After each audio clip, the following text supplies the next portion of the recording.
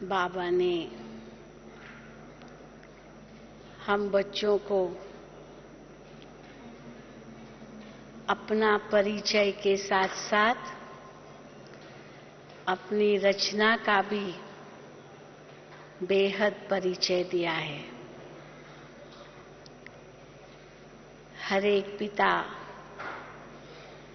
अपनी रचना का परिचय देता है, तो बाबा भी बेहद का पिता है और बेहद के पिता ने अपनी बेहद की रचना का हम बच्चों को ज्ञान दिया है।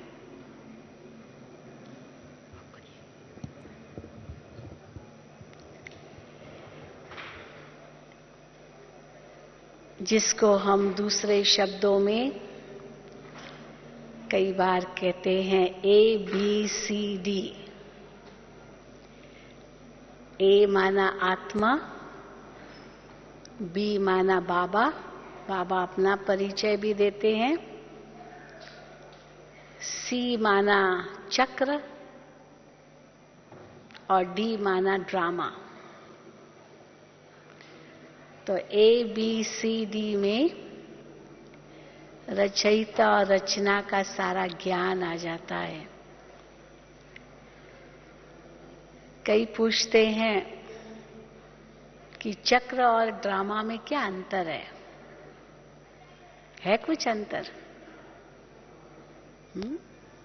है कुछ अंतर चक्र और ड्रामा में? जिसको जो बता सकते हैं हाथ उठाएं। चक्र और ड्रामा में क्या अंतर है? बताएं बहनें, कुमारियां बताओ। कोई अंतर नहीं है या नहीं है? जो समझते नहीं है हाथ उठाओ। वो उसमें भी हाथ नहीं उठा रहे। जो समझ से अंतर है हाथ उठाओ। अंतर है। तो क्या अंतर है चक्र और ड्रामा में?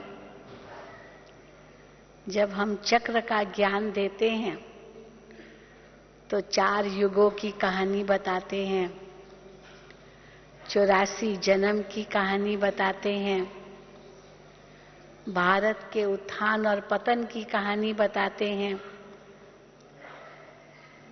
साथ साथ पूज्य से पुजारी कैसे बने वो बताते हैं, धर्मों का भी ज्ञान देते हैं क्योंकि द्वापर से अन्य धर्म शुरू हुए, स्वस्तिका 4 भाग समान हैं ये भी बताते हैं, संगम का भी ज्ञान देते, ये चक्र का ज्ञान है। लेकिन ड्रामा का जब हम ज्ञान देते हैं तो उसमें 2 मुख्य बातें आती है जो चक्र के ज्ञान में इतनी नहीं समझ में आएगी, और वो ड्रामा का ज्ञान माना कि जो कुछ भी होता है नथिंग न्यू, ये नया नहीं है, क्योंकि कल्प पहले भी हुआ था, अब भी हो रहा है और फिर भी होगा। ये है ड्रामा का ज्ञान। जो कुछ भी हो रहा है कोई भी नई बात नहीं हो रही है, तो नई बात नहीं है, ये पहले भी हुई है और फिर भी होगी। ये है ड्रामा का एक राज। और दूसरी गुह्य बात ड्रामा की क्या है कि जो कुछ भी होता है उसमें कल्याण भरा हुआ है। ये ड्रामा की दूसरी बात है। इस ड्रामा के अंदर कुछ भी अकल्याणकारी है ही नहीं। हम ये कभी कह ही नहीं सकते हैं कि जो बात ये हुई इससे अकल्याण हुआ। चाहे दिखाई देता है अकल्याण, परंतु है इसके पीछे कल्याण, जो उस समय पता नहीं चलता, भले बाद में पता चलता है। कईयों को बाद में भी पता नहीं चलता, अगले जन्म में वो बात हो जाए, लेकिन है वो कल्याणकारी। क्योंकि भगवान कल्याणकारी है, तो उसकी रचना अकल्याणकारी कैसे हो सकती है। आज मेरे से किसी ने बुरा किया,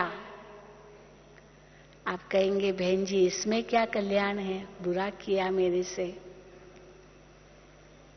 लेकिन अगर इसको दूसरे रूप से देखें, वो कैसे कल्याणकारी था।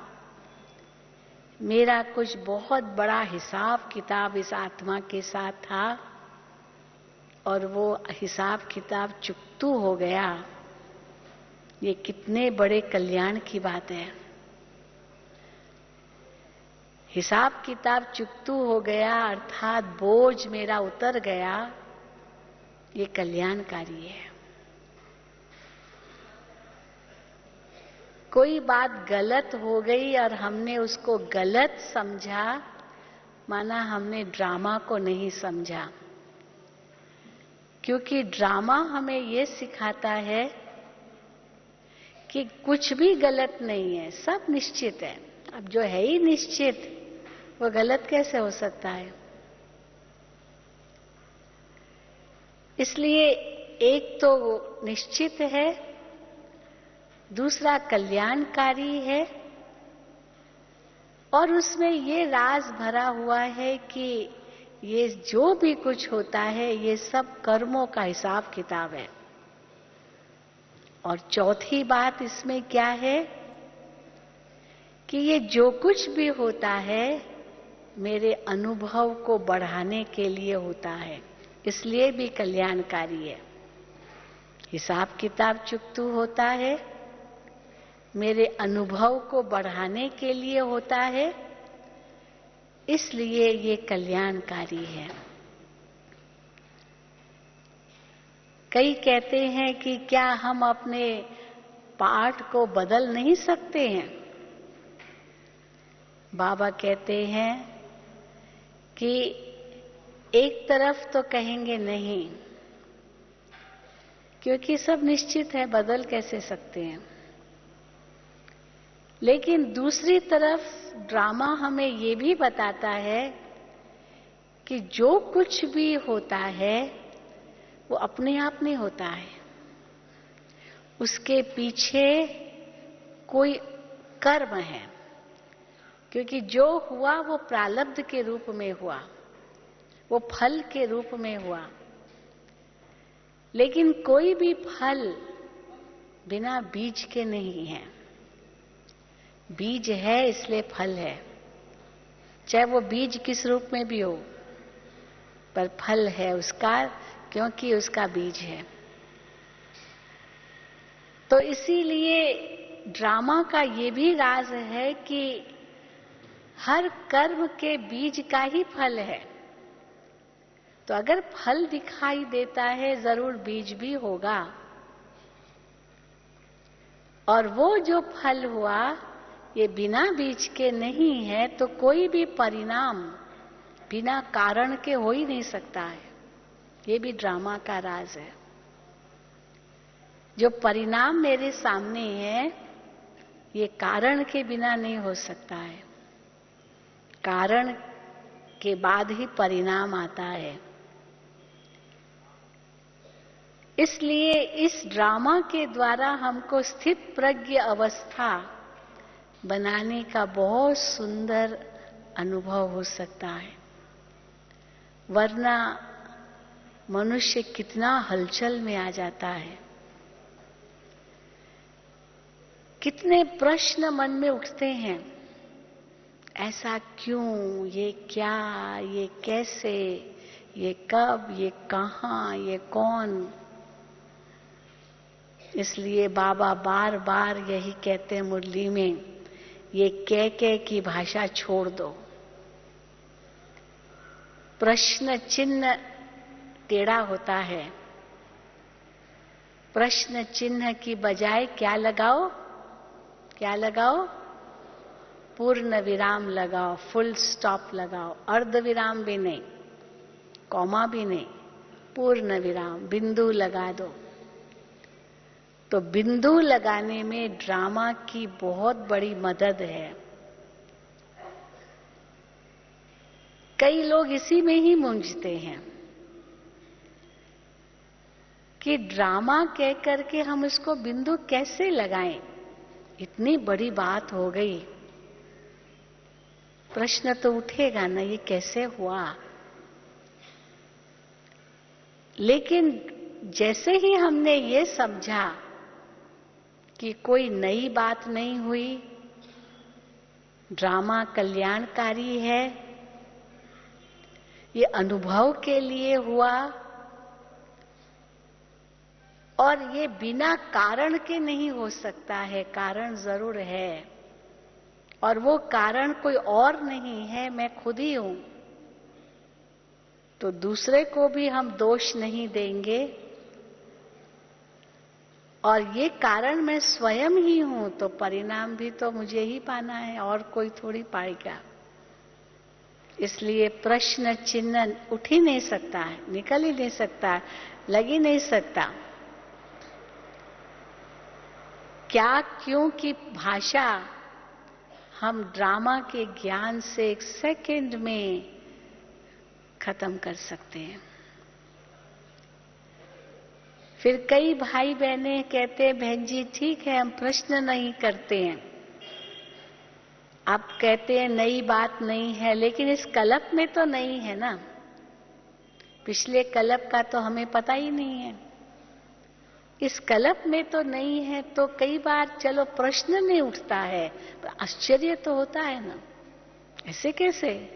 ये आश्चर्य चिन्ह है। अच्छा, ये भी हुआ क्या? ऐसे भी हुआ क्या? तो कैसे है प्रश्न, और ऐसे हुआ, ये हुआ, ये आश्चर्य। तो बाबा कहते हैं आश्चर्य भी नहीं खाओ, क्योंकि स्थित प्रज्ञ अवस्था के लिए ये भी बहुत जरूरी है। क्वेश्चन तो नहीं पूछना है, पर आश्चर्य भी नहीं खाना है, क्योंकि आश्चर्य में भी क्वेश्चन तो आधा लगता ही है। अच्छा, ये कैसे हो गया? भले जवाब हम नहीं चाहते, प्रश्न चिन्ह में तो जवाब मांगते हैं, आश्चर्य चिन्ह में जवाब नहीं मांगते हैं। अच्छा, ऐसे हुआ क्या? तो क्या फिर भी आ जाएगा। तो आश्चर्य चिन्ह भी हमें स्थित प्रज्ञ नहीं कर सकता है।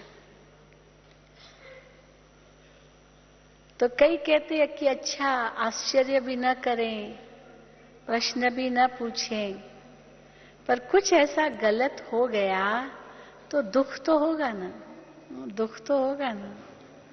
हाय ऐसे हो गया, हाय आ जाएगा, हाय हाय बेचारा, थोड़ा दुख तो होगा। और बाबा क्या कहते हैं? दुख करो, उसका दुख करो। हाय ऐसे हो गया, बाबा कहते दुख भी नहीं करो। क्यों दुख नहीं करो? क्योंकि अभी जो हमें दिखाई दे रहा है, चाहे वो बड़ा ही दुखदायक है, दर्दनाक है, परंतु इसके पीछे कोई कल्याण है। किसी ने शरीर छोड़ा, जवान था, दुख होगा, हाय बेचारा इतनी जवानी में चला गया। बूढ़े बूढ़े बैठे हैं और जवान चला गया। एक छोटा सा उदाहरण मैं आपको दूं। एक जवान बच्चा था, बाबा का बच्चा था, यंग यूथ था, लेकिन बहुत बंधन था उसको, बहुत बंधन। माँ बाप उसको छुट्टी बिल्कुल नहीं देते थे। बड़ा हो तो चलो स्वतंत्र है, पर अभी होगा कुछ 20-22 साल का। तो माँ बाप उसको बाबा के घर में आने की छुट्टी नहीं देते थे, क्लास में आने की छुट्टी नहीं, सेवा करने की छुट्टी नहीं, बहुत बंधन डालते थे, बहुत। और उसके अंदर इतनी लगन, इतनी लगन, इतनी लगन, जो बात मत पूछो। अब अचानक क्या हुआ, मोटरसाइकिल पर जा रहा था, बाबा की सेवा में जा रहा था कहीं, और अचानक एक्सीडेंट हो गया और ऑन द स्पॉट उसकी डेथ हो गई, मर गया। बड़ा दुख हुआ कईयों को। अरे ये बाबा के कार्य में जा रहा था, बाबा ने बचाया नहीं इसको, बाबा ने उसको बचाया नहीं। अब उस समय दृश्य तो ऐसा ही दुखदायक था। चलो कोई बूढ़ा मर जाता है, चलो कोई बात नहीं, आयु पूरी कर दी। अब ये तो इतना जवान लड़का और बाबा के कार्य में ही जा रहा था और एक्सीडेंट हो गया और मर गया। तो जब संदेशी वतन में गई, भोग लगाया उसके निमित्त, तो उस आत्मा को प्रकट किया। बाबा तो प्रकट करते हैं वतन में। तो बाबा ने बहुत एक गहरा राज बताया उस आत्मा के बारे में। बाबा ने कहा कि बच्ची, जो संदेशी गई थी, बच्ची ये आत्मा के अंदर बहुत लगन थी, बहुत लगन। बस बाबा बाबा बाबा के सिवाय और कुछ भी इसको बुद्धि में नहीं था, और इसको बहुत बंधन थे।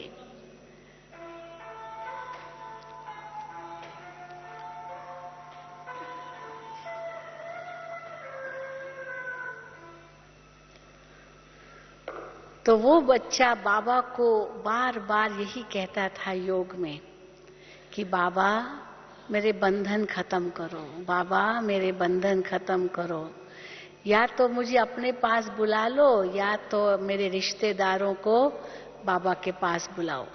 बाबा मेरे बंधन खत्म करो, या तो मुझे अपने पास बुला लो, और या तो मेरे रिश्तेदारों को बाबा का बनाओ, वो बाबा के पास आए। इतना बाबा को कहता रहता था। तो बाबा ने उसकी सुन ली। बंधन मुक्त कैसे हुआ? आत्मा को बाबा ने बुला लिया, बंधन मुक्त हो गया।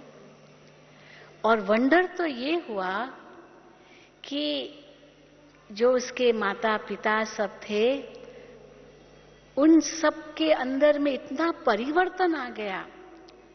बाद में उस बच्चे की महानता को माता पिता परिवार वालों ने रियलाइज किया कि मेरा बेटा तो सचमुच महान था, देवता था।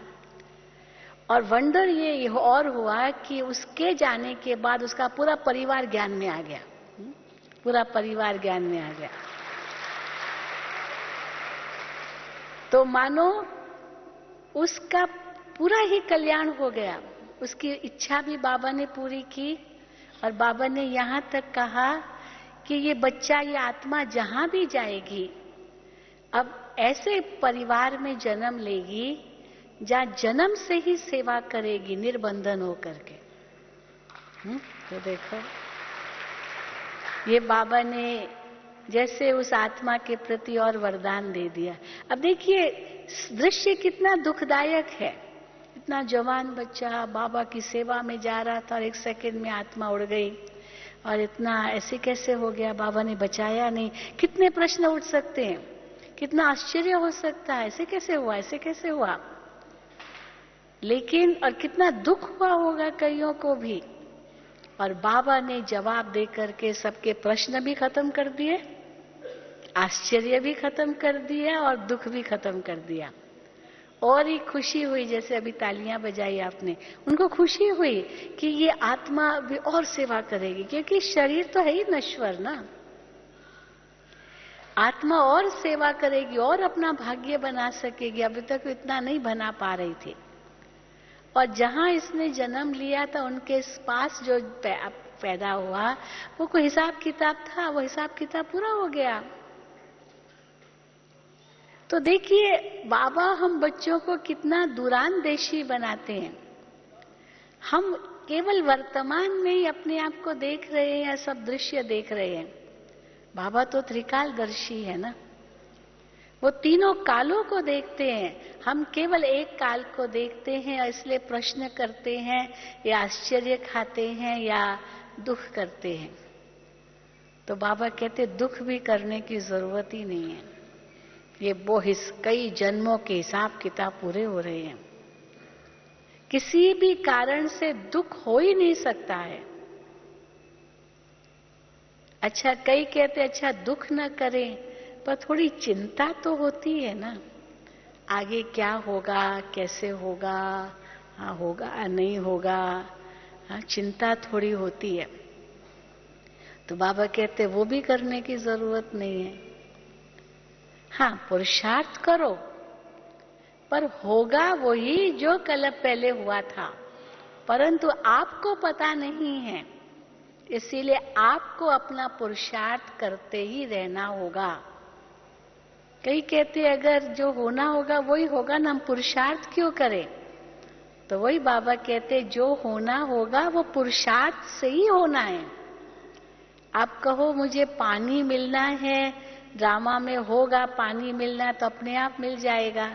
चलो ड्रामा में है, पानी भी कोई ला करके आपको देगा, ग्लास आपके आगे रखेगा, पर पीना तो आपको पड़ेगा ना, कि वो भी कोई और पिएगा।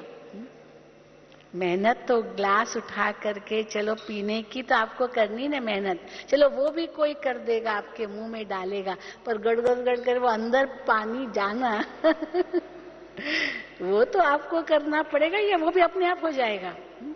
वो क्या होगा? तो वो तो हमको करना ही पड़ेगा ना, ऐसे कैसे जाएगा पानी? भले मेरे सामने भी रखा हुआ है, पर अंदर जाने के लिए पीना तो मुझे खुद ही पड़ेगा। तो इसीलिए बाबा कहते हैं भविष्य की भी चिंता किस बात की? एक तो कल्याणकारी है, दूसरी बात उसके लिए कर्म जरूर करो। बिना कर्म के आप बैठ जाओ, अच्छा चलो कोई कहे मैं नहीं करता हूं, अगर होगा भाग्य में होगा, ड्रामा में होगा होगा, परंतु अच्छा करोगे क्या? अच्छा मत कुछ करो, हाथ पर हाथ धर के बैठ जाओ, बैठोगे? बैठ सकते हो बिना किए कुछ? बैठ सकते हो? मैं कुछ नहीं करता हूं, ड्रामा में जो होगा वो होगा, पर बैठने की कोशिश भी करेंगे तो बैठ सकेंगे? ऐसे बैठेंगे तो भी हाथ पैर तो चलाते रहेंगे कुछ न कुछ उंगलियां तो चलती रहेगी, इधर उधर देखते तो रहेंगे, ये भी तो कर्म हुआ ना। कुछ कानों में चला जाएगा तो वो भी तो कर्म है ना, सुन रहे हैं, देख रहे हैं, बैठे हैं, उठना बैठना खाना पीना ये तो जरूरी है ना शरीर को चलाने के लिए। कहाँ तक ऐसे ही बैठे रहेंगे? और बैठ भी नहीं सकेंगे। कई बार होता है ना, समझो किसी की टांग टूट गई, फ्रैक्चर हो गया कुछ, तो 1.5 महीने का प्लास्टर चढ़ जाता है और उसको कहा जाएगा 1.5 महीने तक आपको चलना नहीं है। अब 1 हफ्ते तक तो सहन कर लिया, 2 हफ्ते तक सहन किया, 2 हफ्ते के बाद डॉक्टर को कहेगा डॉक्टर साहब ये कब प्लास्टर निकलेगा, ये कब निकलेगा, मैं कब चलूंगा, मैं कब चलूंगा? क्योंकि बोर हो जाता है, क्या करेगा बैठ करके? कुछ करना है ना, बिना काम किए बैठेगा कैसे? बोर हो जाते हैं। क्योंकि आत्मा के अंदर कर्म करने की भी तो संस्कार है ना, तो कर्म करने का संस्कार उसको कर्म करने के लिए ताकीद करेगा। आज मान लीजिए जो कोई बेहोश हो गया या कोमा में चला गया, कोमा में है या कुछ है, बेहोश है, एकदम ऐसे सुन्न पड़ा है, जिंदा होते हुए सुन्न पड़ा है, तो देखने वाले क्या सोचते हैं? हाँ? ये कोई जीवन है क्या? जीवन में तो कर्म चाहिए, जीवन में तो एक्शन चाहिए, एक्टिविटी चाहिए। और वो सोचे ठीक है बेहोश पड़ा हूं, ठीक है कुछ नहीं करना है कुछ नहीं करना है। कई सुस्त लोग होते हैं ना, कुछ नहीं करना है, बैठे रहो बैठे रहो, और होगा क्या? शरीर की बीमारियां बढ़ जाएगी।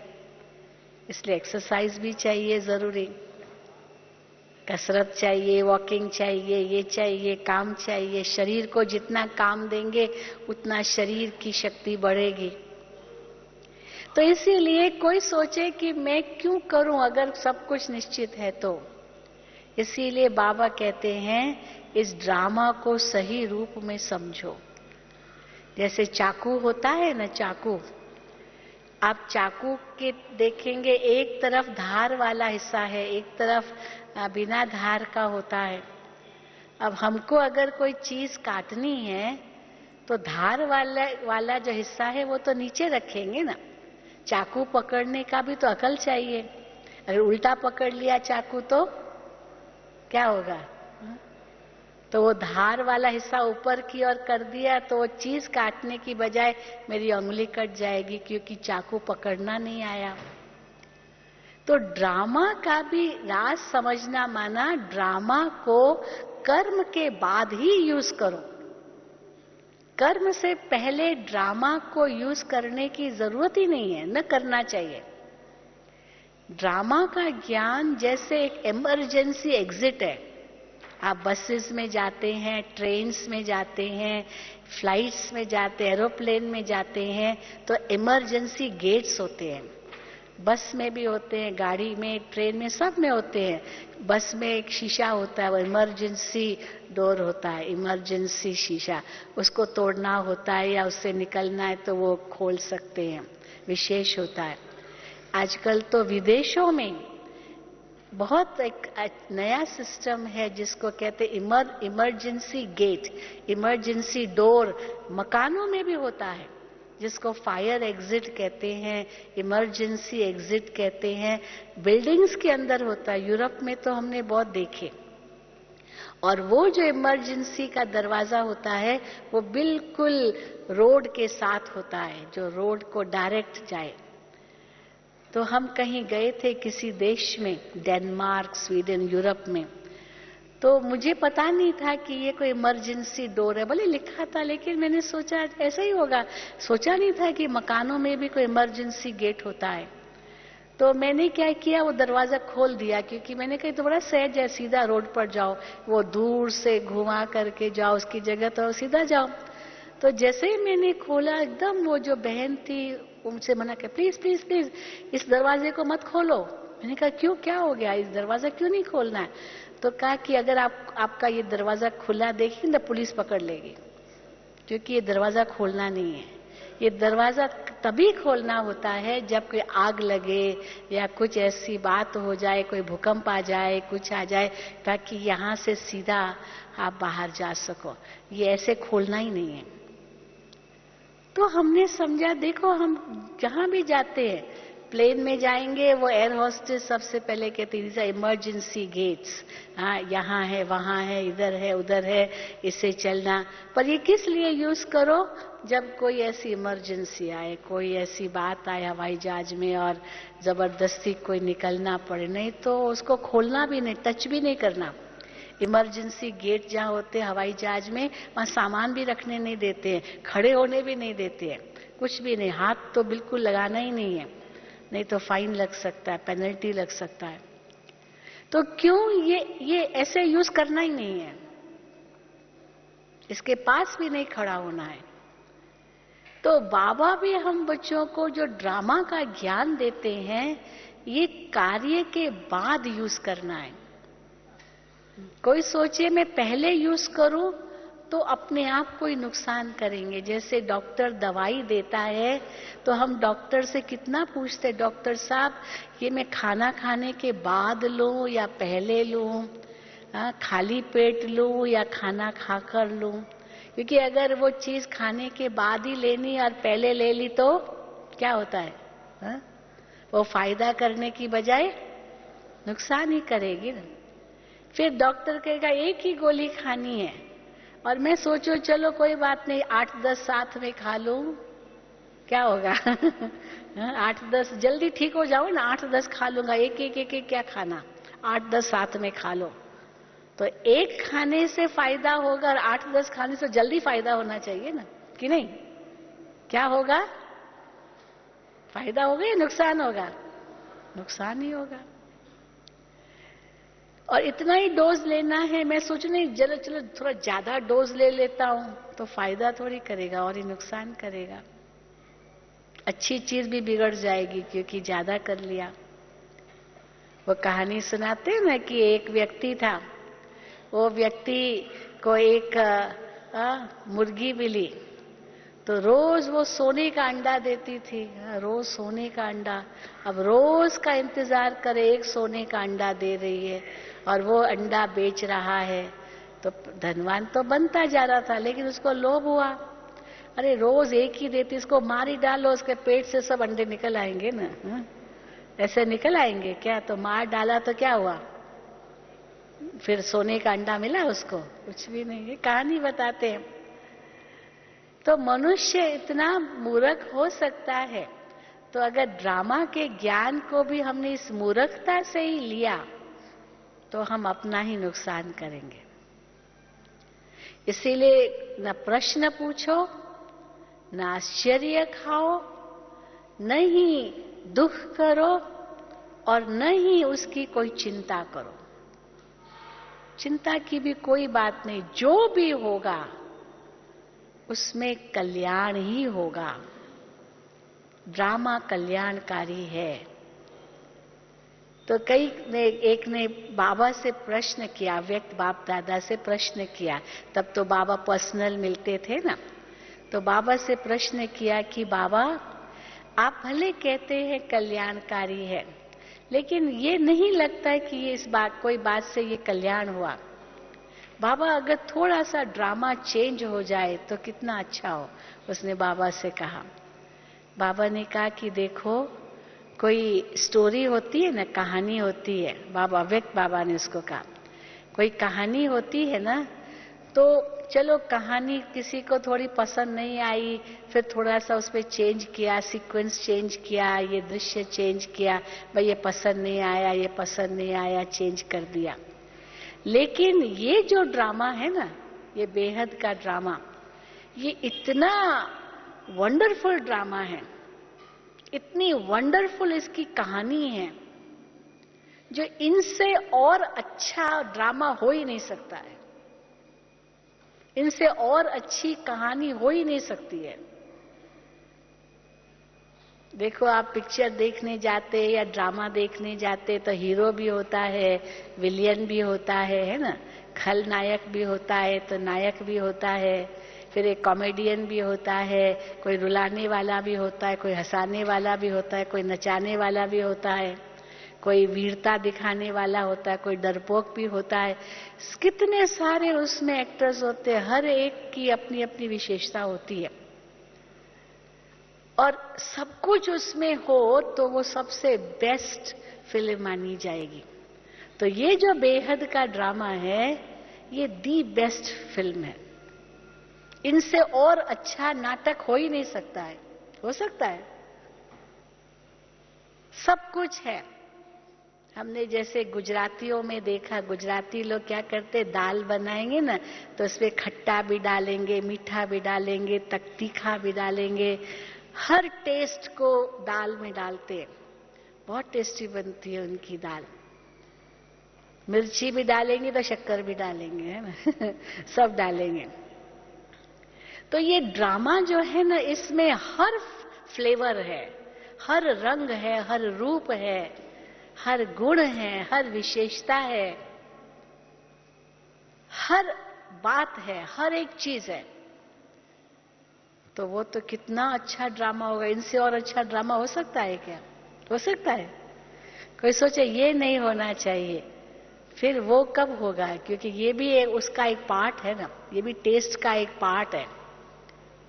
इतनी सारी सब्जी बनाते कुछ है, भाई राई भी डालो, जीरा भी डालो, हल्दी भी डालो, ये भी डालो, वो भी डालो, हाँ? तब इतना अच्छा बनता है भोजन, क्योंकि उसमें मसाले डाले हैं। तो ये बेहद का ड्रामा भी इतना वंडरफुल है, जो इसमें सब कुछ है, लेकिन इसको हम अनुभव कैसे करें? साक्षी दृष्टा होकर के करें। और साक्षी दृष्टा का मतलब ही है कि न प्रश्न उठे, न आश्चर्य उठे, न दुख हो, न चिंता हो और न डर हो। क्योंकि डर भी एक चीज है। अरे पिक्चर देखने जाते और अंदर कोई ऐसे भयावह सीन आए तो बच्चे डर जाते हैं, तो मम्मी कहेगी डरो नहीं, डरो नहीं, कुछ नहीं है, ये तो सिर्फ फिल्म है। डर जाता है बच्चा। या कोई रोता है फिल्म में तो दूसरा पिक्चर देखने वाले भी रोने लग जाए तो अरे वो तो सब नकली है, तुम क्या रो रहे हो? तो रोने तो नहीं बैठेंगे ना उनके साथ। किसी ने हंसी में कहा कि एक संत थे, वो रामायण का पाठ कर रहे थे। तो रामायण के पाठ में जो रावण का दिखाते ना, सीता को चुरा के ले गया रावण, तो इतना सुंदर रूप से उसने वर्णन किया कि कैसे सीता को चुरा करके ले गया। शब्द तो बहुत बड़े बड़े सुंदर सुंदर कहे। तो सीता को चुरा के ले गया और राम कैसे वियोग कर रहा है वो दृश्य बता रहा था। तो जो माताएं बैठी थी, भाई बैठे, सब रोने लगे, सारे रोने लगे। तो जैसे कि वो पुरुष की अपनी स्त्री चुराई जा रही है। हो तो राम की पत्नी चुराई गई ना, लेकिन रो ऐसे रहे थे जैसे उसकी अपनी पत्नी चोरी हो गई।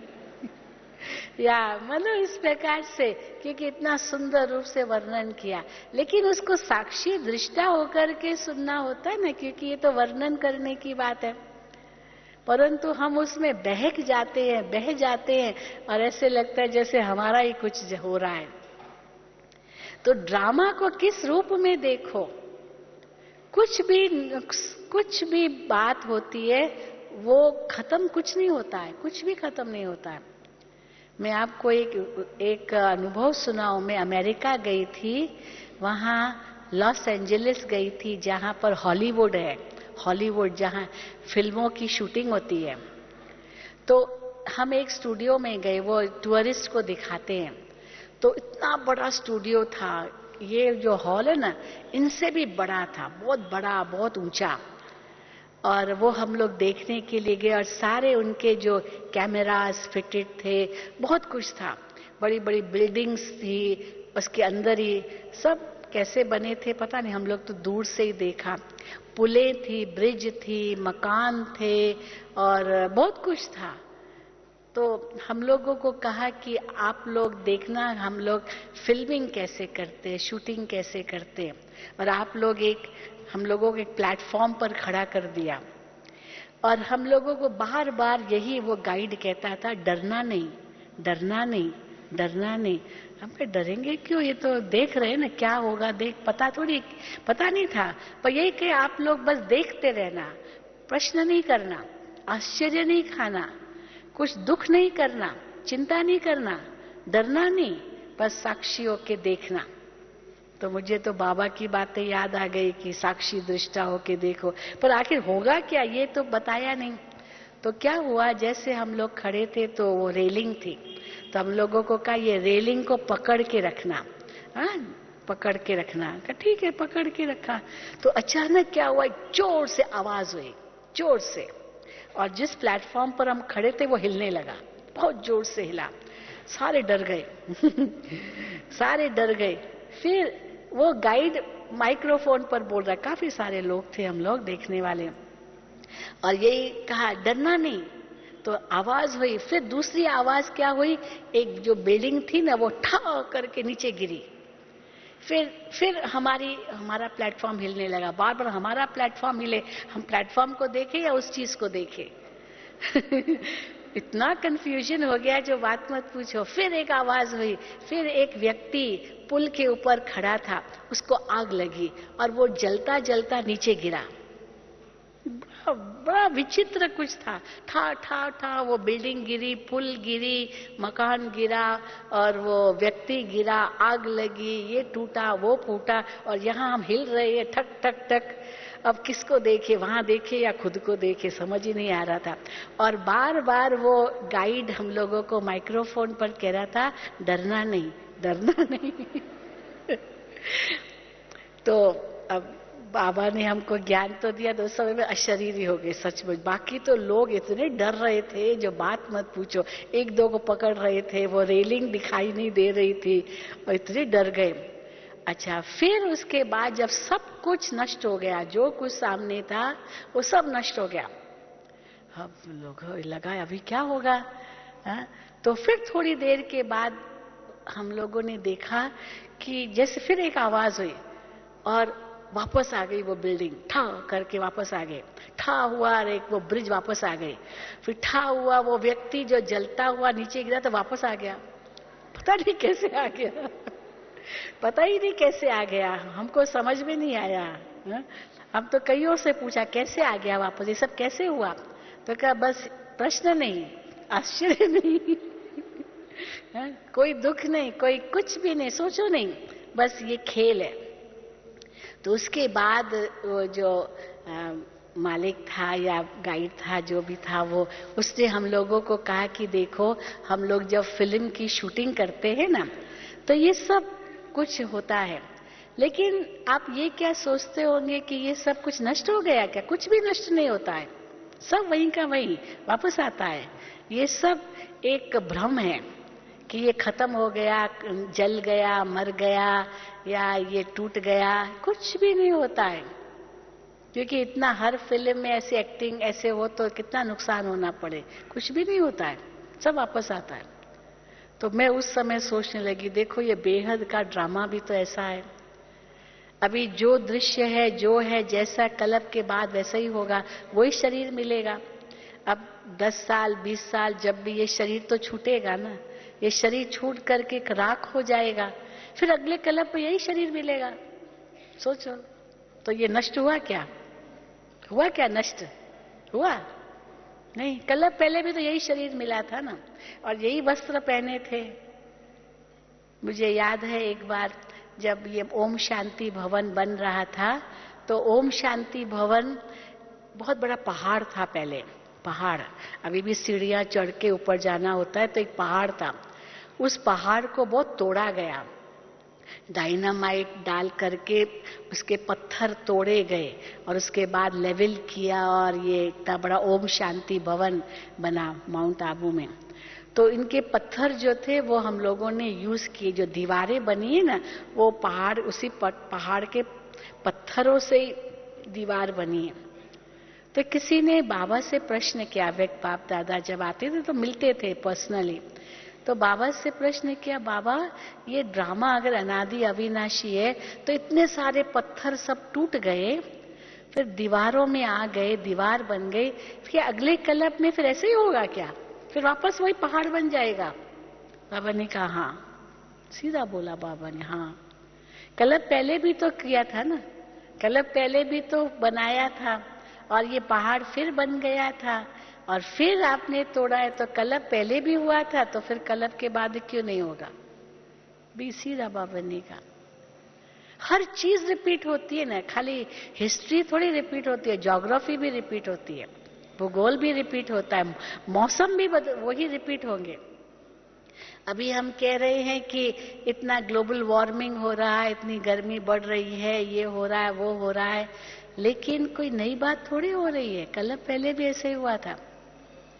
बीच में अखबार में हमने एक न्यूज पढ़ी, जो पढ़कर सचमुच बाबा की बात याद आई।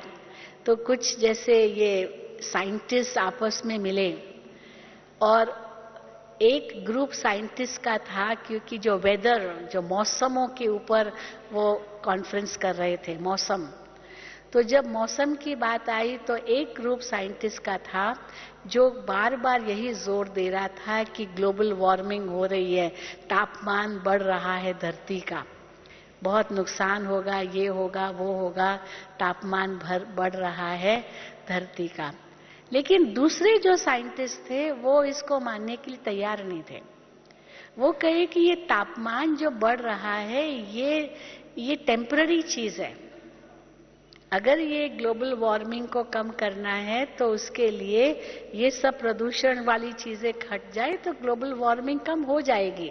पर वास्तव में कोई गर्म नहीं हो रही है धरती, और ही धरती धीरे धीरे ठंडी हो रही है। तो कहा ठंडी कैसे हो रही है? तो कहा कि जितनी बर्फ आज हिमालय पर पड़ रही है या और जगह पहाड़ों पर पड़ रही है, पहले से ज्यादा बर्फ पड़ रही है। पहले तो इतनी उनकी तय होती थी या उनका जो स्तर होता था, और अभी इतनी बर्फ ज्यादा पड़ रही है जो पहले से कई गुना ज्यादा।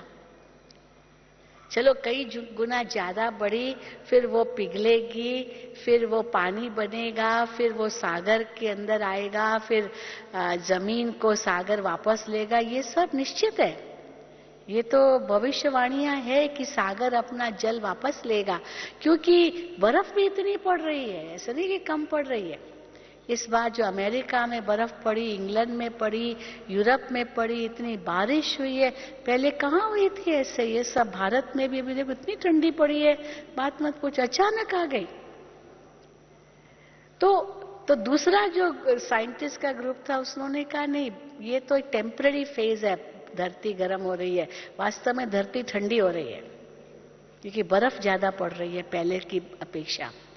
लेकिन एक तीसरा ग्रुप था साइंटिस्ट का, जिन्होंने कहा न धरती ठंडी हो रही है न धरती गर्म हो रही है, लेकिन जो 5000 साल पहले जो मौसम था वही रिपीट हो रहा है। समझ गए? 5000 साल पहले जो मौसम था वही रिपीट हो रहा है, कोई नई बात नहीं है। और बाबा भी यही कहते हैं, कलब पहले माना 5000 साल पहले। कई बार होता ना भाई, ये 100 साल का रिकॉर्ड तोड़ दिया, ये 200 साल का रिकॉर्ड तोड़ दिया, ये 50 साल का रिकॉर्ड तोड़ दिया, क्योंकि पहले भी हुआ है। तो चाहे ये बात इस रूप में न हुई हो, दूसरे रूप से हुई हो, लेकिन जो अभी हो रहा है वो बहु वैसे ही कल पहले हुआ था। लेकिन हमको कैसे देखना है? इसको साक्षी दृष्टा होकर के देखना है। इसीलिए बाबा हम बच्चों को उसके लिए तैयार कर रहे हैं। 1 सेकंड का अंतिम पेपर होगा। आत्मा को अशरीरी बनना है, तो अशरीरी बनने के लिए कितना अभ्यास चाहिए साक्षी दृष्टा बनने का। ऐसे अशरीरी नहीं बन सकेंगे। अशरीरी बनने के लिए साक्षी दृष्टा का अभ्यास बहुत काल का चाहिए, और ये अभ्यास हम योग से अनुभव करते हैं। बच्चे देह से देह के सब संबंधों को भूल अपने आप को आत्मा समझ मुझे याद करो। तो ये बेहद ड्रामा का ज्ञान हमें स्थित प्रज्ञ इतना सुंदर रूप से बना सकता है, जो 1 सेकंड में आत्मा न्यारी हो सकती है। और ये 1 सेकंड का ही पेपर होगा अंत के समय। इसीलिए बाबा पूछते हैं, बच्चे एवर रेडी हो? और एवर रेडी भी रहो, और अचानक भी होगा। ये क्यों बाबा कहते हैं? क्योंकि ये ड्रामा भी ऐसा वंडरफुल है, ये पहले से नहीं बताया जाता है, सस्पेंस है ये। कई बार हम ड्रामा देखते हैं, फिल्म कोई देखते हैं, तो बच्चे पूछते मम्मी ऐसे क्यों कर रहा है, ऐसे क्यों कर रहा है? तो माँ उसको कहेगी बेटा देखो, क्योंकि माँ कोई पता नहीं क्यों कर रहा है। अभी तो सीक्वेंस चल ही रही, क्योंकि एक दृश्य का दूसरे से संबंध है, दूसरे का तीसरे से संबंध है। तो क्यों हो रहा है, इसके पीछे कोई राज होगा ना, ऐसे ही तो नहीं हो रहा है वो दृश्य। उसके आगे क्या राज है वो बाद में समझ में आएगा। जब वो खुलेगा तब पहले का कारण का पता चलेगा, ये कारण से ये बात हुई। तो ये तो एक एक सीन का अपना अपना महत्व है, और उस सीन का दूसरे सीन से संबंध है। तो इसीलिए इसको कहते हैं ड्रामा की गहराई में जाकर के ड्रामा के राज को समझना। तो प्रश्न भी नहीं, आश्चर्य भी नहीं, फिर उसके बाद दुख भी नहीं, चिंता भी नहीं, और साथ साथ भय भी नहीं, डर भी नहीं। किस बात का डर? बाबा ने मृत्यु पर विजय तो प्राप्त करा ही दिया है। सबसे बड़ा डर होता है मृत्यु का। दूसरा डर होता है अकेलेपन का। तीसरा डर होता है अपनी कमजोरी का, कि मैं कुछ कर नहीं सकूंगा। और बाबा कहते हैं आप 1 सेकंड में उस डर को खत्म कर सकते हो। आप अकेले होते ही क्यों हो? बाबा को साथ रखो, बाबा आपके साथ है। बाबा को यूज करो, बाबा बस कहो, देखो बाबा कैसे आपका कार्य कर लेता है। बाबा सुनता है। कई कहते हैं बाबा सुनता नहीं है, लेकिन क्यों बाबा नहीं सुनता कभी कभी? क्योंकि जो हम बोल रहे हैं ना, इतना बोल रहे हैं, जो बाबा को बोलने का मौका ही नहीं देते हैं, इतना बोल रहे हैं। कई बार बाबा बताते हैं, बच्चे उल्हना देते हैं, बच्चे बाबा से मीठी मीठी बातें करते हैं, पर इतना ज्यादा कर लेते हैं जो बाबा का सुनने के लिए टाइम ही कहाँ है, हम ही बोले जा रहे हैं। जैसे कई बार होता है ना, लॉन्ग डिस्टेंस कॉल होते हैं तो बहुत एक्सपेंसिव होते हैं, ज्यादा खर्चा होता है, तो और हमको कुछ काम है, मतलब है जिससे बात कर रहे हैं वो बहुत दूर है, अमेरिका में है या कहीं है, तो हम ही बोले जा रहे, उसको मौका तो दो बोलने का, मौका ही नहीं दे रहे हैं। क्योंकि वो भी तब बोले जब मैं बंद करूं, तो मैं ही बोल रही हूं तो वो बोल नहीं सकेगा। पहले होता था वन वे, क्योंकि दूसरा तरीका था फोन कॉल्स का, जैसे वायरलेस होता है, हम बोले फिर हम रुके तब दूसरा बोल सके। अगर हम ही बोले जा रहे तो दूसरा बीच में बोलेगा तो कट जाएगा, वो बोल नहीं पाएगा, इसलिए हमको रुकना पड़े तब वो दूसरे का हम आवाज सुन सके।